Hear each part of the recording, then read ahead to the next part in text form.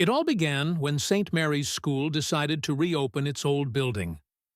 The classrooms had been locked for nearly 20 years after a fire broke out in the science lab. Everyone said the fire was caused by faulty wires, but the older teachers whispered something else. Late one evening, Rayema, a curious student, sneaked inside the building with her friends. The air was thick with dust, and spider webs draped over the cracked windows. As they stepped into room 13, the door creaked shut behind them with a heavy thud. "Who closed that?" Rima asked nervously. Her friends laughed it off, shining their torch around.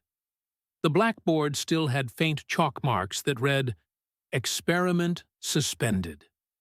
Suddenly, the torchlight flickered, and when it steadied again, faint writing appeared on the board.